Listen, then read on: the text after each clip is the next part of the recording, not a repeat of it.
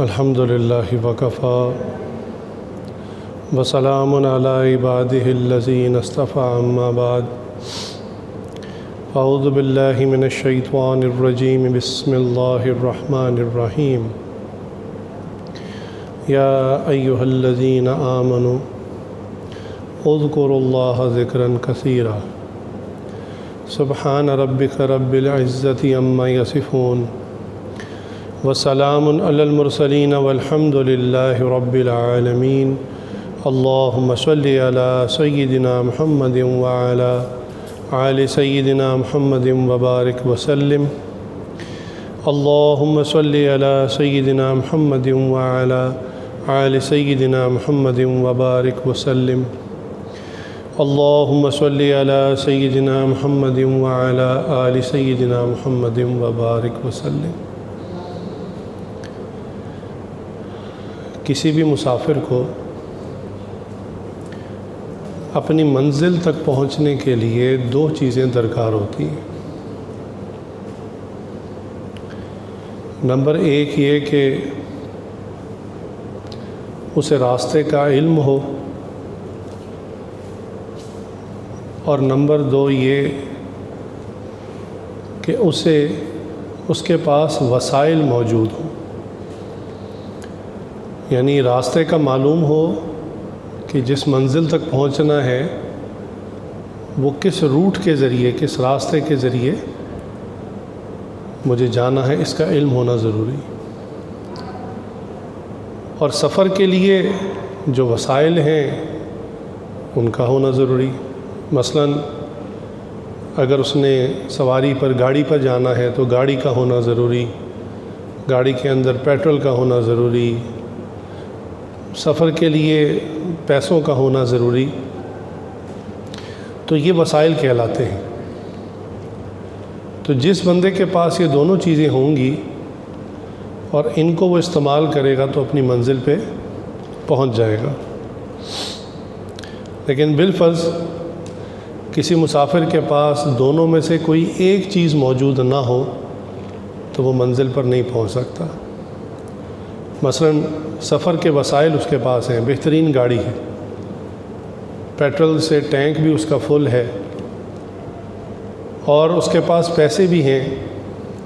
لیکن اسے معلوم ہی نہیں ہے کہ کون سا راستہ میری منزل تک پہنچتا ہے۔ اب راستہ چونکہ معلوم نہیں تو تمام وسائل کے باوجود کھڑا ہوا ہے۔ اور اس کے برعکس ایک شخص کو منزل کا پتہ ہے کہ میں نے جانا کہاں، لیکن اس کے پاس وسائل نہیں۔ بعض کا انسان کے پاس ایسا معاملہ ہو جاتا ہے۔ ہمارے حضرت جی کے خلیفہ ایک مرتبہ عمرہ کرنے کے لیے گئے تو کہنے لگے میں نے وہاں بہت اچھا ہوٹل تھا جو بک کروایا ہوا تھا، اس میں قیام کیا، اپنے عمرے کا سفر مکمل کیا، 14-15 دن کا سٹے تھا۔ تو کہنے لگے میں اللہ کی شان آخری یعنی زیارت کرنے کے لیے بیت اللہ کی جب گیا تو میرے پاس اس وقت وہ میرا پرس موجود تھا جس میں میرا پاسپورٹ اور میری ساری کرنسی موجود تھی۔ تو جب میں آخری مرتبہ بیت اللہ کی زیارت کے لیے گیا تو کسی نے وہ جیب سے نکال لیا، یا واللہ عالم گر گیا۔ اب کہنے کی اتنی پریشانی بنی، اب یہ تو پتہ تھا کہ منزل پاکستان ہے، اور یہ بھی پتہ تھا کہ کس ذریعے سے ہم واپس اپنے گھر کو پہنچیں گے، لیکن وسائل پاس نہیں تھے۔ تو دونوں صورتوں میں یعنی علم ہو وسائل نہ ہو تب بھی مسافر منزل پہ نہیں پہنچ سکتا، اور وسائل موجود ہو علم نہ ہو تب بھی نہیں پہنچ سکتا۔ چنانچہ اس راستے کا علم ہونا اور چلنے کے لیے وسائل کا ہونا اتنا ضروری کہ ہمارے حضرت نے ایک واقعہ سنایا، کیونکہ حضرت ماشاءاللہ اسفار کرتے رہتے ہیں مختلف ملک کے اندر بھی بیرون ملک بھی۔ تو کہنے لگے ایک مرتبہ ہم ٹریفک جیم میں پھنس گئے اور بہت لمبی لائنیں لگی ہوئی تھی گاڑیوں کی، کافی دیر سے ٹریفک رکی ہوئی تھی اور بالکل موومنٹ زیرو تھی، بالکل نہیں ہل رہی تھی۔ تو کہنے لگے کہ ہمیں حیرانگی ہوئی کہ آخر کتنی بھی جیم ہو تھوڑا تھوڑا کر کے گاڑی چلتی ہے اور کافی دیر سے کھڑے ہیں۔ حضرت کہنے لگے ہم نے ایک ساتھی سے کہا حضرت آگے پتہ تو کر کے آؤ کیا مسئلہ بنا۔ تو کہنے لگے وہ ساتھی جب پتہ کر کے آیا تو کہنے لگے حضرت اللہ کی شان، ایک آئل ٹینکر ہے یہ جو پیٹرول پمپ کو آئل سپلائی کرتا ہے، پیٹرول سپلائی کرتا ہے، وہ بڑے بڑے ٹینکر ہوتے ہیں جس کے اپنے اندر ہزاروں لیٹر یا گیلن پیٹرول آتا ہے۔ کہنے لگے وہ آئل ٹینکر جو ہے آئل سے بھرا ہوا، تو وہ جو ہے اس کا اپنا فیول ختم ہو گیا ہے، اس کی اپنی ایک ٹینکی ہوتی ہے جس میں اس کا اپنا پیٹرول ہوتا ہے، وہ ختم ہو گیا ہے جس کی وجہ سے وہ سڑک کے درمیان میں کھڑا ہے۔ اب وہ نہ ہل سکتا ہے، نہ کہیں جا سکتا ہے، نہ آ سکتا ہے، اس کی وجہ سے ساری ٹریفک جیم ہوئی ہوئی ہے۔ تو حضرت مانے گئے کہ اللہ اکبر، اس وقت ہمیں اندازہ ہوا کہ انسان کے پاس یعنی ویسے معلومات جتنی مرضی ہو، علم اس کے دماغ میں، اس کی یادداشت میں جتنا مرضی ہو، لیکن اگر اس کی اپنی زندگی عمل سے خالی ہے، عبادت سے خالی ہے، ذکر سے خالی ہے، تو وہ اسی طرح راستے میں کھڑا ہو جاتا ہے۔ سر پر اس نے ہزاروں کتابوں کا اور معلومات کا ڈھیر اٹھایا ہوتا ہے، لیکن اپنی زندگی کی گاڑی، روحانی گاڑی اس کی کھڑی ہوتی ہے ایک جگہ پر، اور اس کی وجہ سے بلکہ دوسروں کو بھی دین کے اندر رکاوٹ محسوس ہوتی ہے۔ لوگ کہتے ہیں یہ عالم ہیں، یہ مفتی صاحب ہیں، یہ دیکھو یہ کیا کر رہے ہیں، اور اس کی وجہ سے دوسرے لوگ بھی جو ہیں وہ تنگی اور رکاوٹ محسوس کرتے ہیں۔ یہ تو بات ہے ظاہری سفر کی۔ بالکل اسی طرح اللہ تک پہنچنے کا جو سفر ہے اس میں بھی یہی دو چیزیں درکار ہوتی ہیں۔ راستے کا معلوم ہونا، اس کو علم کہتے ہیں، کہ انسان کو پتہ ہو کہ میری منزل اللہ رب العزت کی ذات ہے، لیکن میں اللہ تک پہنچوں گا کیسے؟ اس کے لیے انسان کو علم کا حاصل کرنا یہ ضروری، اور جو وسائل ہیں اس وسائل سے مراد عبادت اور ذکر کا ہونا یہ بھی بہت ضروری۔ چنانچہ کوئی شخص یہ علم رکھتا ہو کہ اللہ کن چیزوں سے راضی ہوتے ہیں، کس سے ناراض ہوتے ہیں، لیکن اس کے پاس سفر کرنے کے لیے عبادت و ذکر کے وسائل نہ ہو تو وہ بھی منزل پر نہیں پہنچ سکتا۔ اور جو بندہ بے شک تھوڑا علم والا ہو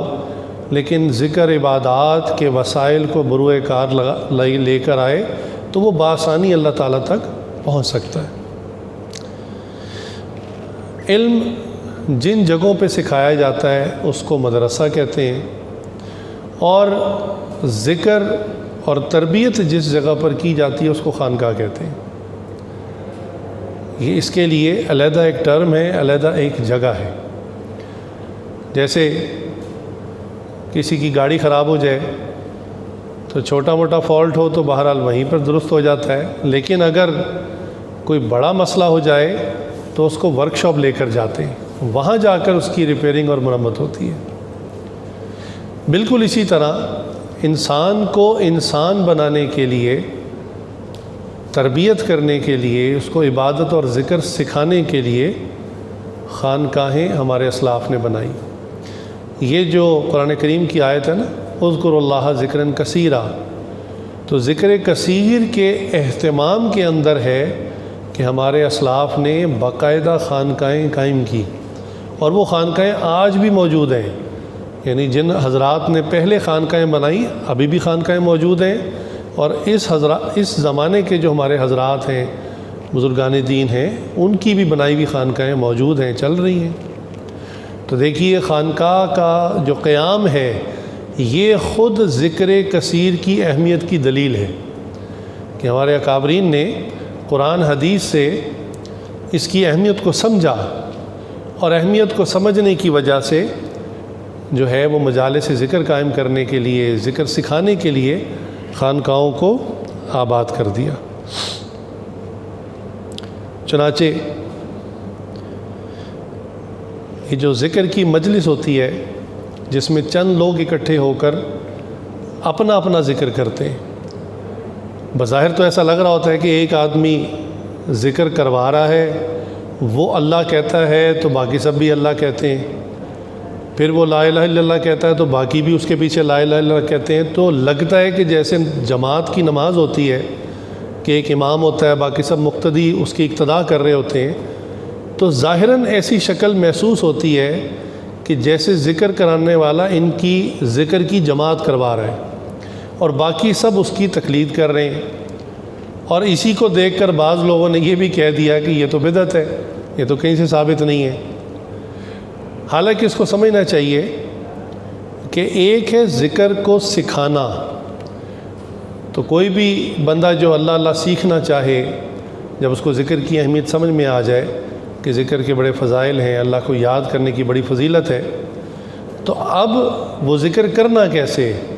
تو ظاہر سی بات ہے ہر فن کا ماہر ہوتا ہے جو اس فن کو سکھاتا ہے۔ تو جو ذکر کرنا سکھاتے ہیں مشائخ صوفیاء،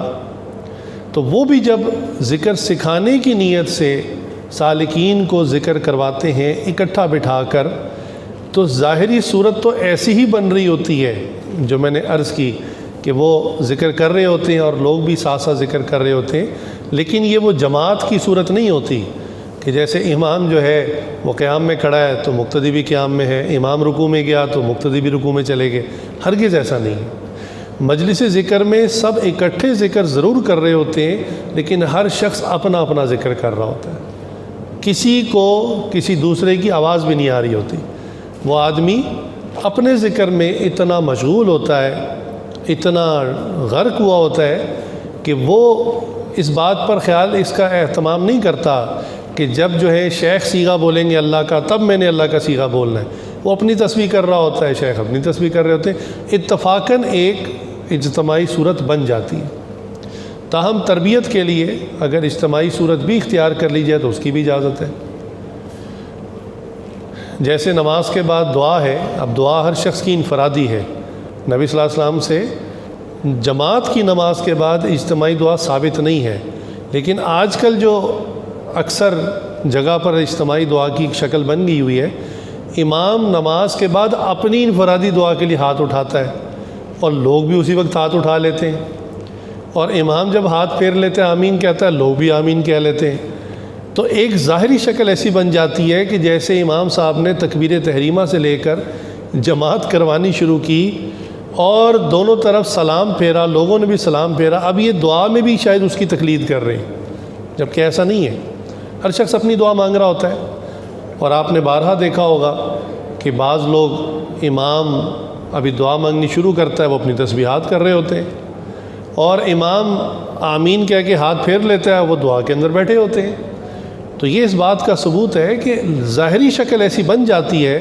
کہ سب اجتماعی دعا کر رہے ہیں، لیکن حقیقت میں ہر آدمی اپنی دعائیں مانگ رہا ہوتا ہے۔ ظاہری سی بات ہے امام بیچارے کے اپنے مسائل ہیں، مقتدیوں کے اپنے مسائل ہیں، کسی کو مال چاہیے، کسی کو بیوی چاہیے، کسی کو اولاد چاہیے، کسی کو گھر چاہیے، کسی کو رزق کا مسئلہ، کسی کے سر پہ قرضہ ہے، کسی کے گھر میں بیماری ہے، ہر آدمی اپنے اپنے حساب سے اللہ سے مانگ رہا ہوتا ہے، لیکن دیکھنے والے کو شکل ایسی محسوس ہوتی ہے کہ جیسے یہ اجتماعی دعا کر رہے ہیں، جیسے نماز میں امامت تھی ایسے دعا میں امامت ہو رہی ہے۔ تو یہ بطور مثال میں نے بات پیش کی، اجتماعی ذکر، مجلس ذکر کے اندر ظاہری شکل ایسی ہی نظر آتی ہے، لیکن در حقیقت ہر آدمی اپنا اپنا ذکر کر رہا ہوتا ہے۔ ہاں شیخ ذکر شروع کروا دیتے ہیں، کیونکہ وہ جب ذکر شروع کرتے ہیں تو لوگ بھی دیکھ کر اپنا اپنا ذکر شروع کر دیتے ہیں، اور ایک مناسب وقت کے بعد جب وہ بند کرنا چاہتے ہیں تو وہ کوئی ایسا جملہ کہہ دیتے ہیں یا دعا کے لیے ہاتھ اٹھا دیتے ہیں، تو لوگوں کو پتہ چلتا ہے کہ جو تربیت والا سیشن تھا وہ مکمل ہو گیا، اب ہر آدمی اپنا انفرادی ذکر بعد میں کر سکتا ہے۔ تو اجتماعی ذکر یا مجلس ذکر، اس کی اتنی اہمیت ہے، اللہ اکبر، کہ حضرت ابن حسان رضی اللہ تعالیٰ عنہ نبی اکرم صلی اللہ علیہ وآلہ وسلم سے روایت کرتے ہیں، وہ فرماتے ہیں لا يقعد قوما يذكرون اللہ الا حقتهم الملائکۃ، جب بھی کچھ لوگ ذکر کرنے بیٹھتے ہیں، اکٹھے ہو جاتے ہیں کس نیت سے؟ ذکر کرنے کے لیے، تو ملائکہ ان کے اوپر آ جاتے ہیں، اکٹھے ہو جاتے ہیں۔ وغشیہم الرحمہ، رحمت ان کو لپیٹ لیتی ہے، ڈھانپ لیتی ہے۔ ونزلت علیہم السکینہ، اور سکینہ جو اللہ تعالیٰ کی طرف سے رحمت کی ایک خاص شکل ہے، وہ ان کے اوپر نازل ہوتی ہے۔ اللہ کی طرف سے اطمینان نازل ہوتا ہے، یہ سکینہ ہوتی ہے۔ وذکرہم اللہ فی من عندہ، اور اللہ تعالیٰ ان اکٹھے بیٹھ کر ذکر کرنے والوں کی تعریف یا ان کا تذکرہ اپنے قریب والوں یعنی فرشتوں کے اندر کرتے ہیں۔ جیسے فرشتوں نے کہا تھا نا کہ یا اللہ آپ نے اتنی مخلوق بنائی اور پھر جنات بھی بنائے اور یہ انسان بنایا، تو یہ بھی دنیا میں جا کے ویسے فساد کرے گا جیسے جنات نے کیا، یہ بھی قتل و غارت کریں گے اور ایک دوسرے کو۔ تو اللہ نے اس وقت کیا کہا تھا کہ جو میں جانتا ہوں، جو میرے علم میں ہے، وہ تمہارے علم میں نہیں ہے۔ تو گویا اللہ تعالیٰ اس وقت میں مجالس ذکر کو دیکھ کر فرشتوں میں ذکر کرتے ہیں کہ دیکھو تم کہتے تھے کہ فتنہ فساد مچائیں گے، اور یہ اکٹھے بیٹھ کر میرا ذکر کر رہے ہیں۔ سبحان اللہ۔ تو یہ اللہ تعالیٰ کو مجالس ذکر اتنی پسند ہے کہ ان کا ذکر اللہ تعالیٰ فرشتوں کی مجلس میں کرتے ہیں۔ پھر دیکھیے حضور اکرم صلی اللہ علیہ وسلم کی ایک اور حدیث ہے، فرمایا اذا مررتم بالریاض الجنتی فرتعوا، کہ جب تم جنت کے باغوں سے گزرو تو چر لیا کرو۔ تو صحابہ کرام نے پوچھا وما ریاض الجنت یا رسول اللہ صلی اللہ علیہ وآلہ وسلم، یہ جنت کے باغ کیا ہیں؟ سوال پوچھا تو فرمایا قال حلق الذکری، کہ میں کہ جو ذکر کے حلقے ہیں یہ جنت کے باغ ہیں۔ تو گویا جب کہیں تمہیں نظر آئے کہ لوگ بیٹھ کر اللہ کا ذکر کر رہے ہیں تو تم بھی وہاں کچھ نہ کچھ اللہ کا ذکر کر لیا کرو۔ تو دیکھیے مجالس ذکر کی اہمیت احادیث میں، اس کے علاوہ بہت احادیث ہیں، ان کے اندر فضائل ہیں، اللہ تعالیٰ کا خوش ہونا، آپ صلی اللہ علیہ وسلم کا اس بارے میں خوش ہونا، دعائیں دینا۔ تو ہمارے اکابرین نے ان مجالس کو قائم کرنے کے لیے بالخصوص ادارے بنائے، عمارتیں بنائی۔ بے ظاہر سی بات ہے، اللہ کا ذکر کرنا ہو، یہ تو نہیں کہ سڑک پہ اکٹھے ہو کے بیٹھ جائیں اور ذکر شروع کر دیں، کوئی جگہ ہی ہوگی نا اس کے لیے۔ ویسے تو یہ یاد رکھیں کہ دینی معاملات میں عمارت اصل نہیں ہوتی، شخصیات اصل ہوتی ہیں،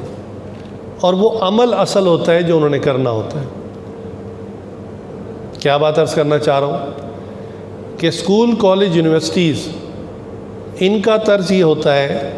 کہ پہلے عمارت بنتی ہے، سٹرکچر بنتا ہے، کھڑکیاں دروازے لگ جاتے ہیں، فرش مکمل ہو جاتے ہیں، فرنیچر آ جاتا ہے، بورڈ لگ جاتے ہیں، سٹاف، اسٹیشنری، ہر چیز آ جاتی ہے، پھر طلبہ کا داخلہ شروع ہوتا ہے اور پھر پڑھائی کا عمل شروع ہوتا ہے۔ لیکن مدارس میں، خانقاہوں میں یہ ترتیب نہیں ہوتی۔ چنانچہ دارالعلوم دیوبند کی جو بنیاد رکھی گئی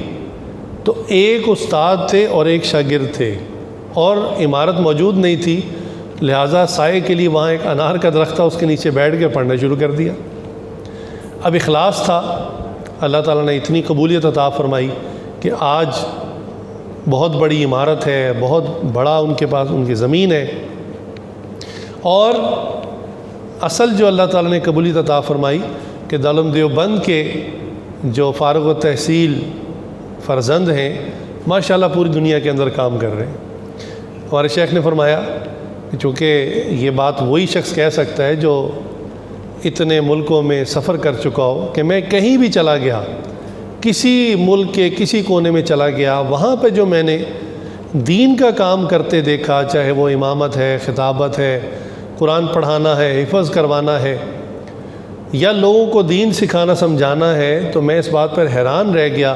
کہ دنیا کے کونے کونے میں دارالعلوم دیوبند کا کوئی نہ کوئی فرزند بیٹھ کے دین کی خدمت کر رہا تھا۔ تو یہ اللہ کے یہاں قبولیت ہوتی، اور آغاز کیا تھا کہ عمارت بھی نہیں تھی۔ تاہم ہمارے اکابرین نے اس اہتمام کی وجہ سے، اس فضیلت کی وجہ سے باقاعدہ عمارتوں کو بنایا۔ لہٰذا خانقاہیں تربیت گاہیں ہوتی ہیں، یہاں پر مشائخ بیانات بھی کرتے ہیں، بیان کرنے سے علم میں اضافہ ہوتا ہے، آنے والے سالکین کے علم میں اضافہ ہوتا ہے، انہیں شریعت کی بات پتہ چلتی ہے، ذکر کرنے کا طریقہ پتہ چلتا ہے، رذائل کا پتہ چلتا ہے کہ کس چیز سے احتیاط کرنی ہے، نظروں کی حفاظت کرنی ہے، اپنی زبان کی حفاظت کرنی ہے، کانوں کی حفاظت کرنی ہے، حتیٰ کہ دل میں آنے والے خیالات اور وساوس کی بھی حفاظت کرنی ہے۔ یہ باتیں بیانات کے ذریعے یعنی علم کے ذریعے حاصل ہوتی ہیں۔ اور پھر مشائخ تربیت کے لیے ذکر کرواتے ہیں، اور ذکر سے پھر جو ہے سالکین کو ذکر کرنا آتا ہے، یہ عارضی سٹے ہوتا ہے، اور جب ذکر کرنا سیکھ جاتے ہیں تو پھر وہ اپنے علاقوں میں جا کے باقاعدہ اللہ اللہ کرتے ہیں۔ تو یہ تربیت کرنا ہوتی ہے۔ پھر وہ اعمال بھی کر کے دکھاتے ہیں، تہجد پڑھ کے دکھاتے ہیں، اشراق چاش توابین پڑھ کے دکھاتے ہیں، ہر وقت باوضو رہ کے دکھاتے ہیں۔ تو یہ وہ اعمال ہیں جو اکثر لوگوں کو پہلے سے معلوم ہوتے ہیں، لیکن بعض کا زندگی بھر ان کا عمل اس پہ نہیں ہوتا۔ تو جب وہ عملاً کسی کو یہ اعمال کرتے ہوئے دیکھتے ہیں تو ان کے لیے بھی اس کو کرنا آسان ہو جاتا ہے۔ چنانچہ پہلے وقتوں میں علم اور ذکر و عبادت سیکھنے کے لیے ایک ہی طرح کے ادارے ہوتے تھے، یہی مدارس ہوا کرتے تھے، جس کے اندر مختلف ڈپارٹمنٹ سیکشن ہوتے تھے کہ وہیں پہ مثلاً علمی طور پہ بھی سکھایا جا رہا ہے، دارالفتاح بھی ہے، خانقاہ بھی ہے، اور بھی ایسٹرونومی وغیرہ کے اوپر ریسرچ ہوتی تھی، فلکیات پر، اور اسی طرح میڈیکل سائنس کے اوپر۔ تو بہت زیادہ شعبہ جات ہوتے تھے، اور ایک ہی چھت کے نیچے یہ سب چیزیں سکھا دی جاتی تھی۔ چنانچہ جو طالب علم سیکھنے کے لیے آتے وہ علوم نبوی بھی سیکھ لیتے، اور اسی کے ساتھ ساتھ اسی دورانیے میں وہ ذکر اور عبادت اور نسبت کا نور بھی حاصل کر لیتے۔ لیکن بعد میں جو ہے وہ ایسے حضرات نہ رہے، ذوف آتا چلا گیا امت میں، لہٰذا پھر یہ الگ الگ ہو گئے۔ اکثر اب مدارس الگ ہیں، خانقاہیں الگ ہیں، اور بعض جگہوں پر ابھی بھی اکٹھی ہیں۔ چنانچہ یہ جو لفظ خانقاہ ہے یہ خانہ کاہ سے نکلا، مراد ہے چھوٹا سا خانہ، اور اس کی بھی ایک تاریخ ہے کہ ہمارے اسلاف کی جو خانقاہیں ہوا کرتی تھی تو وہاں سالکین کے رہنے کے لیے چھوٹے چھوٹے کمرے ہوتے تھے۔ کتنے چھوٹے؟ بس سمجھے مصلی کی جگہ ہوتی تھی، اور سالک جو ہے وہ وہیں پر عبادت کرتا، وہیں پر رہتا، اور وہیں پر نیند آتی سو جاتا۔ تو وہ ایک خانہ ہوتا تھا، اس میں بھی بہت حکمتیں تھیں۔ ایک تو نبی صلی اللہ علیہ وسلم کی جو غار حرا کی سنت ہے کہ آپ صلی اللہ علیہ وسلم کا اپنا گھر موجود تھا اور بڑی وسعت تھی گھر میں، اس کے باوجود تنہائی کو اختیار کیا، اور تنہائی میں غار حرا اگر آپ گئے ہوں دیکھا ہو تو وہ بڑی چھوٹی سی مختصر سی جگہ ہے، یعنی یہ نہیں ہے کہ کوئی آدھے کلومیٹر کا گہرا غار ہے، بس دو بڑے پتھر ہیں، سلیں اس طرح محراب کی طرح ایسے لگی ہوئی ہیں، اور اس کے نیچے اتنی جگہ ہے کہ ایک آدمی آرام سے بیٹھ سکتا ہے، اور بالکل سیدھ قبلے کی طرف ہے۔ یہ اللہ تعالیٰ نے اس کو بنایا ایسا۔ تو آپ صلی اللہ علیہ وسلم وہاں پر چادر یا مصلی بچھا کر عبادت فرمایا کرتے۔ تو ایک تو خانقاہوں کے قیام سے نبی صلی اللہ علیہ وسلم کی تنہائی کی انفرادی عبادت کی سنت زندہ ہوئی۔ چنانچہ حضرت بہاؤالدین نقشبند بخاری رحمۃ اللہ علیہ، ان کی خانقاہ بخارا میں ہے۔ ہمارے حضرت کو وہاں جانا ہوا تو حضرت کہنے لگے کہ ہم نے دیکھا کہ وہاں ایک بہت بڑی عمارت ہے، لیکن اس کے اندر چھوٹے چھوٹے کمرے بنے ہوئے ہیں۔ کتنے چھوٹے؟ حضرت نے خود فرمایا کہ بس جس میں ایک مصلی بچھ سکتا ہے، اور اس کے اندر سالکین آ کے ٹھہر جایا کرتے تھے، بس وہی ان کی اسٹے کی جگہ ہوتی تھی، وہیں ان کی رہائش ہوتی تھی، وہیں وہ عبادت کرتے، نوافل پڑھتے، فرض تو مسجد میں جا کے پڑھتے، لیکن اپنی انفرادی عبادت ذکر وغیرہ وہ ادھر ہی کرتے، اور جب نیند آتی تھک کر ادھر ہی سو جاتے۔ تو یہ ہمارے اکابرین کی خانقاہیں ہوا کرتی تھی۔ اسی طرح حضرت خواجہ فضل علی قریشی رحمۃ اللہ علیہ، یہ بھی بہت بڑے شیخ گزرے ہیں، تو ان کی بھی جو خانقاہ تھی اس میں تقریباً 150 سے 200 بندہ روزانہ آتا تھا جو ذکر سیکھتا تھا، لیکن حضرت کے پاس اتنے وسائل نہیں تھے، تو حضرت کی جو خانقاہ تھی وہاں بہت مجاہدہ تھا شروع میں خاص طور سے۔ ابھی بھی جو خانقاہ ہے وہ جنگل کے اندر ہے، بالکل ویرانے میں، شہر سے ہٹ کے، لیکن بتانے والوں نے بتایا کہ پہلے تو بالکل ہی کچھ بھی نہیں ملتا تھا، بالکل الگ تھلگ، سواری بھی وہاں نہیں جاتی، اب بھی نہیں جاتی لوکل ٹرانسپورٹ۔ چنانچہ حضرت فرماتے ہیں کہ اس وقت اتنا مجاہدہ ہوتا کہ کھانے پکانے کا کوئی باقاعدہ انتظام نہیں تھا اور دسترخوان تک نہیں تھا، تو حضرت کیا کرتے ہیں فضل قریشی رحمۃ اللہ علیہ کہ سالکین کو کھانے کے وقت میں بس ایسے 2 لائنوں میں بٹھا دیتے، ہر ایک کے ہاتھ میں روٹی دے دیتے اور ساتھ گڑ کی ڈلی دے دیتے، بس یہی کھانا ہوتا تھا اور یہی 2 وقت ملتا تھا، اور سالکین اس کو کھا لیتے اور مجاہدہ اٹھاتے، برداشت کرتے۔ اب آپ اندازہ کریں نا کہ جہاں پر کھانے کا یہ حال ہو تو باقی انتظامات کیسے ہوں گے، اور سونے کے لیے کوئی بستر، کوئی تکیہ، کوئی چادر نہیں ہوتی تھی۔ حضرت کی مسجد چھوٹی سی مسجد تھی، یعنی اندر والا حصہ چھوٹا تھا، آگے سین تھا، اور وہاں پر تنکوں کی چٹائیاں صفیں بچھی ہوتی ہیں اور سالکین اسی پہ سو جاتے ہیں۔ پانی کا، ٹوائلٹ کا، یعنی اچھے مسئلے تھے، یہ کافی زیادہ مجاہدہ تھا، لیکن ان مجاہدوں کو جو کر لیتا پھر وہاں پر اس کی تربیت کیسی ہوتی، روحانیت کا کیا حال تھا کہ رات کو جب سالکین سو جاتے تو کوئی ان میں سے اللہ کا بندہ اٹھتا، اس پر حال طاری ہو جاتا۔ حال کا مطلب یہ ہے کہ انسان ذکر کرے تو اس کو دائیں بائیں کچھ احساس نہ رہے کہ میں کہاں ہوں، کن لوگوں کے پاس ہوں، اور بس وہ اللہ کی یاد میں، اللہ کی محبت میں اتنا غرق ہو جائے کہ بس اللہ تعالیٰ کو بے اختیار پکارنا شروع کر دے۔ اب یہ پکارنا بعض کا اپنے آپ میں ہوتا ہے، ہلکی آواز میں ہوتا ہے، بعض کا آواز اونچی ہو جاتی ہے۔ اب جو بندہ اس حال میں ہو اس کو تھوڑی پتہ ہوتا ہے کہ میری آواز کہاں تک جا رہی ہے، تو کوئی نہ کوئی سالک اٹھ جاتا اور وہ اللہ اللہ کہنا شروع کر دیتا، اور اس کی اللہ اللہ کو سن کر جو باقی سوئے ہوتے وہ بھی اٹھ جاتے اور وہ بھی اللہ اللہ شروع ہو جاتے، ان پہ بھی حال طاری ہو جاتا، اور جب تھک جاتے تو ایک ایک کر کے پھر سو جاتے، رات گزرتی تو پھر کہیں سے کوئی اٹھ جاتا اللہ کا بندہ، پھر وہ اللہ اللہ کرتا، اور باقی بھی اس کی سن کر، یعنی اللہ کا نام سن کر ان کے دل کی کیفیت ایسی ہو جاتی، وہ بھی اللہ اللہ شروع ہو جاتے، ساری رات اسی طرح گزر جاتی۔ یہ حضرت کی زندگی میں خانقاہ کا یہ حال تھا۔ اللہ اکبر۔ تو جن لوگوں نے پھر ولایت کو حاصل کرنا ہو پھر اس طرح سے مجاہدے کرتے، ایسے جو ہے پھر وہ مجاہدے کی بھٹی سے گزرتے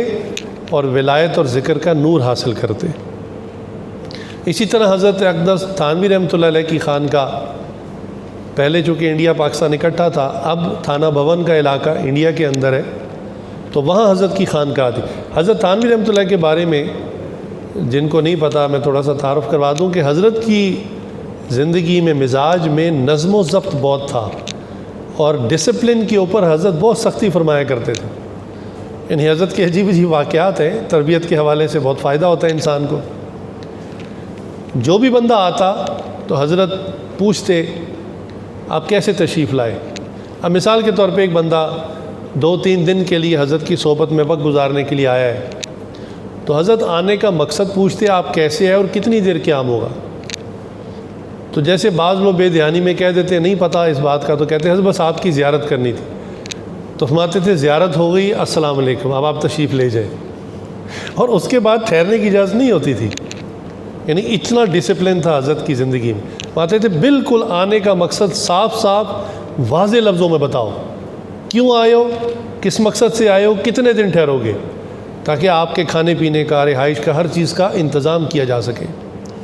اللہ اکبر۔ حضرت نے لکھا ہے کہ ایک مرتبہ ایک مرید نے حضرت کو کوئی ہدیہ دے دیا، اور ہدیہ بھی خود نہیں پیش کیا،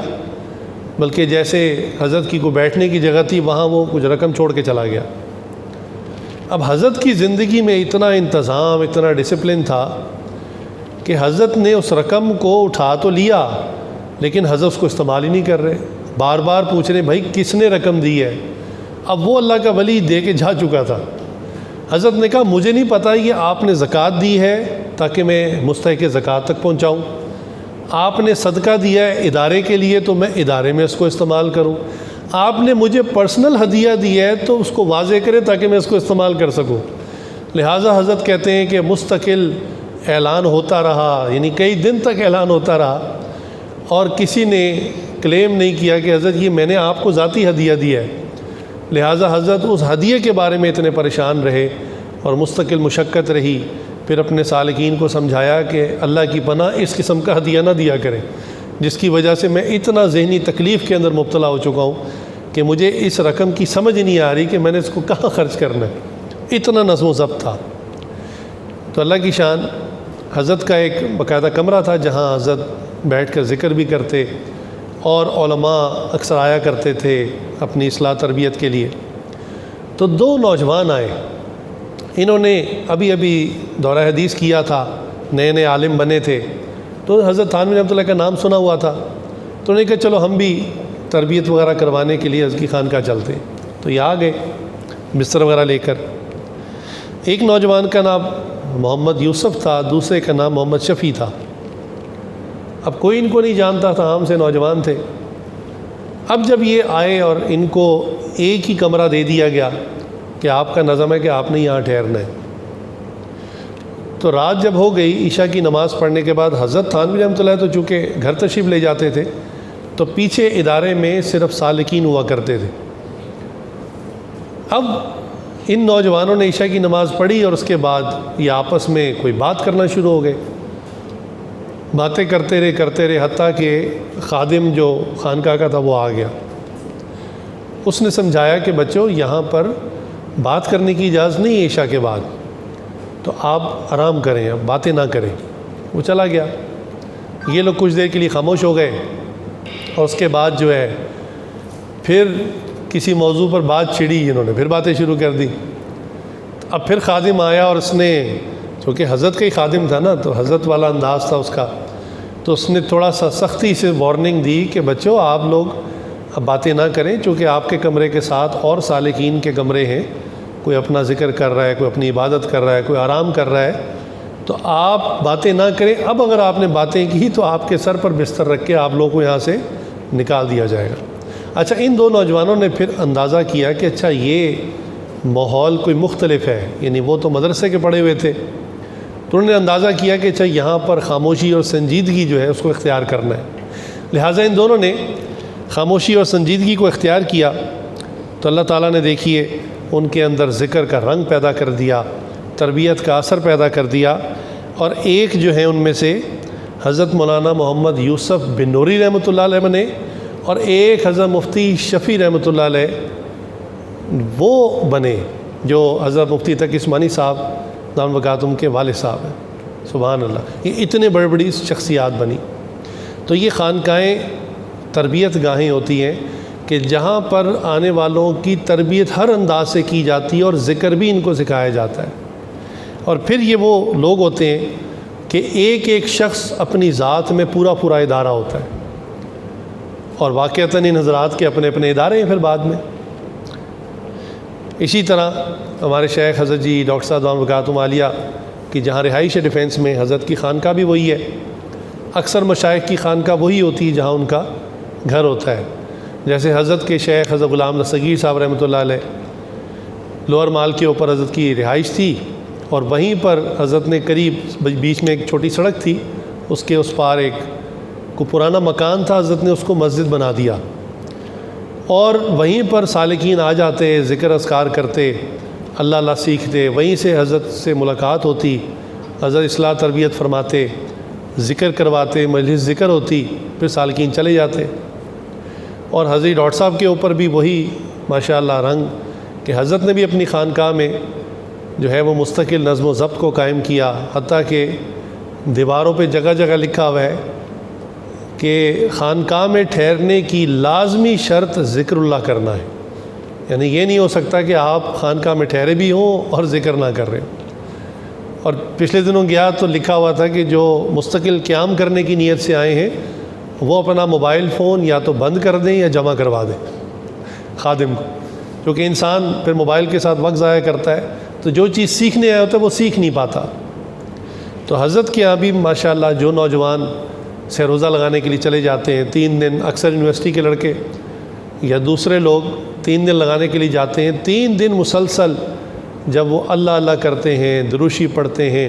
شیخ کی صحبت میں تربیت میں رہتے ہیں، تو صرف 3 دن بعد ان کی کیفیات اور ان کے جذبات بالکل بدلے ہوتے ہیں ماشاءاللہ۔ اسی طرح میرے شیخ حضرت پیر ذوالفقار احمد نقشبندی صاحب دامت برکاتہم عالیہ، ان کی چونکہ رہائش جھنگ میں ہے تو ان کی خانقاہ وہاں پہ ہے، وہاں بھی ایسے ہی لوگ حضرت کی زیارت کے لیے آتے ہیں، حضرت ان کی اصلاح کے لیے بیانات بھی کرتے ہیں، ذکر بھی کرواتے ہیں، تربیت بھی کرتے ہیں، انفرادی مسائل بھی ان سے سن کر اس کا حل دیتے ہیں۔ آج تو حضرت صاحب کی مجلس ذکر میں اور خانقاہ میں ہزاروں لوگ ہوتے ہیں، لیکن یہ آج اس وقت جھنگ میں تھا، جھنگ سٹی میں جو پرانا قدیم جھنگ ہے جہاں حضرت کا پرانا گھر ہے، اب وہ حضرت نے مدرسہ بنا دیا ہوا ہے، تو وہاں پر موجود تھا تو حضرت کے صاحبزادہ صاحب کے ساتھ میں تھا، تو انہوں نے مجھے کہا کہ فیض صاحب یہ سامنے والا گھر دیکھ رہے ہیں؟ میں نے کہا جی۔ انہوں نے کہا حضرت جی کی جو پہلی مجلس ذکر شروع ہوئی تھی وہ اس گھر میں شروع ہوئی تھی۔ تو میں بہت حیران ہو گیا، میں نے پوچھا اس گھر میں؟ انہوں نے کہا جی۔ تو یقین جانیے کہ وہ گھر 5 مرلے کا بھی نہیں تھا، چھوٹا سا گھر تھا، اور جو اس کی بیٹھک تھی، جو اس کا ڈرائنگ روم تھا، وہ اس سے بھی چھوٹا تھا، اتنا چھوٹا تھا چونکہ دروازہ کھلا ہوا تھا تو اندر نظر آ رہا تھا ان کی جو ڈرائنگ روم تھا، بیٹھک تھی، تو اس میں بمشکل 8-10 آدمی آ سکتے تھے۔ تو بات تو واضح تھی، لیکن میری حیرانگی اتنی تھی کہ میں نے پھر پوچھا کہ حضرت کی مجلس ذکر یہاں ہوا کرتی تھی؟ فرمایا ہاں جی بالکل، حضرت نے جب ذکر اذکار کروانا شروع کیے تو مجلس ذکر یہیں ہوا کرتی تھی، 8-10 آدمی ہوتے تھے۔ تو میں ابھی حیرانگی میں ڈوبا ہوا تھا، تو انہوں نے کہا حضرت نے چند سال یہیں پر ذکر کروایا، پھر کچھ ساتھی بڑھ گئے تو یہ ایک اور مکان دکھایا، وہ 1 گلی کے فاصلے پہ تھا، پھر اس کے بعد حضرت نے یہاں مجلس شروع کر دی۔ میں پھر حیران ہوا کہ وہ مکان بھی کوئی بہت بڑا نہیں تھا، یعنی اس کی جو بیٹھک تھی پہلے والے کی اس سے تھوڑی سی بڑی ہوگی، کہ وہاں اگر 8-10 آدمی آ سکتے تھے تو یہاں 15 سے 20 آدمی آ سکتے تھے۔ تو دیکھیے حضرات اپنی زندگی میں جب محنت کرنا شروع کرتے ہیں، اللہ اللہ سکھانا شروع کرتے ہیں، تو اللہ تعالیٰ پھر لوگوں کو متوجہ کر دیتے ہیں۔ تو آغاز میں اتنے لوگ تھے، آج ماشاءاللہ ہزاروں لوگ بلکہ لاکھوں لوگ ان سے بیعت ہیں اور سیکھنے کے لیے اور اللہ اللہ کرنے کے لیے شیخ کی صحبت میں آتے ہیں۔ تو بتانے کا مقصد یہ کہ اللہ تعالیٰ نے جو ارشاد فرمایا یا ایھا الذین آمنوا اذکروا اللہ ذکرا کثیرا، تو ذکر کثیر کے لیے، اس کی فضیلت اور اہتمام کے لیے ہمارے مشائخ نے باقاعدہ خانقاہیں قائم کی، عمارتیں بنائیں اسپیشلی، اور وہاں پر سالکین کو ٹھہرا کر ان کو اللہ اللہ کرنا سکھایا، اور یہ سلسلہ آج بھی جاری ہے۔ لہٰذا ذکر کی فضیلت سے متعلق انشاءاللہ بیان جاری رہے گا۔ آج ہم نے جو بات سیکھی اور سمجھی وہ یہ تھی کہ اللہ تعالیٰ نے جو حکم دیا امر کے صیغے کے ساتھ کہ آپ ذکر کثیر کریں، اس کے اہتمام کے لیے اہل اللہ نے باقاعدہ ادارے قائم کیے، اور ادارے قائم کر کے سالکین کو وہاں باقاعدہ ان کی رہائش رکھ کر اللہ اللہ کرنا سکھایا۔ جب اللہ اللہ کرنا سیکھ گئے تو ان کو رخصت کر دیا، پھر وہ اپنے علاقوں میں جا کر جو ہے وہ پھر خود اللہ اللہ کرتے رہے، یا کسی نے اتنی نسبت حاصل کر لی، اتنا وہ روحانی ترقی پا گیا کہ شیخ کو اس پر اعتماد ہو گیا، استخارہ کر لیا، اللہ سے مدد مانگ لی، تو حضرت نے اس کو اجازت خلافت دے دی اور کہا کہ اب آپ آگے جا کے لوگوں کو اللہ اللہ سکھائیں۔ تو یہ دیے سے دیا جلتا چلا گیا اور جلتا چلا جا رہا ہے، جیسے حضور اکرم صلی اللہ علیہ وآلہ وسلم سے جو تربیت پانے والے ہیں ان کو صحابہ کہتے ہیں۔ پھر آپ صلی اللہ علیہ وسلم پردہ فرما گئے تو جنہوں نے صحابہ سے تربیت پائی ان کو تابعین کہتے ہیں، اور پھر جب صحابہ بھی پردہ فرما گئے، تابعین رہ گئے، تو جنہوں نے تابعین سے تربیت فرمائی وہ تبع تابعین کہلائے، اور اسی طرح سینہ بسینہ یہ نعمت چلتے چلتے چلتے آج بھی موجود ہے اور قیامت تک رہے گی۔ اسی نعمت اور نسبت کو جو سینے سے سینے میں منتقل ہوتی ہے اسی کو روحانی سلسلہ کہہ دیتے ہیں۔ اور جیسے 4 معروف سلاسل ہمارے یہاں موجود ہیں جن کے اکثر ہم نام معلوم ہوتے ہیں، سلسلے تو بہت ہیں لیکن اللہ تعالیٰ کی اب شان ہے جس کو بھی قبولیت عطا فرمائے۔ لہٰذا چشتیہ، قادریہ، سہروردیہ، نقشبندیہ، یہ 4 معروف سلسلے ہیں، روحانی سلسلے ہیں، جو اسی طرح ایک لڑی کے اندر مشائخ در مشائخ تربیت پانے والے شاگرد اپنے اساتذہ سے پھر آگے تربیت دینے والے، پھر ان سے تربیت پانے والوں نے آگے تربیت دی، ان سے تربیت پانے والوں نے آگے تربیت دی، اور یہ ایک روحانی زنجیر ہے جس میں مشائخ کے قلوب ہیں، باقاعدہ نام ہے، شجرہ ہے کہ ان کے شیخ یہ تھے، ان کے شیخ وہ تھے، ان کے شیخ فلاں تھے، کرتے کرتے کرتے ان ناموں کے اندر تبع تابعین کا نام آ جاتا ہے، اس کے بعد تابعین کا نام آ جاتا ہے، اس کے بعد صحابہ کا نام آ جاتا ہے، اور پھر کس صحابی سے کون سا سلسلہ شروع ہوا وہ کرتے کرتے حضور اکرم صلی اللہ علیہ وآلہ وسلم کے ساتھ روحانی سلسلہ جڑ جاتا ہے۔ لہٰذا یہ 3 جو سلسلے ہیں، سہروردیہ، قادریہ اور چشتیہ، ان کی لڑی یہ ان مشائخ کے سینوں سے ہوتی ہوتی حضرت علی رضی اللہ تعالیٰ عنہ تک جاتی ہے، اس کا جو ٹریس ہے۔ اور سلسلہ نقشبندیہ،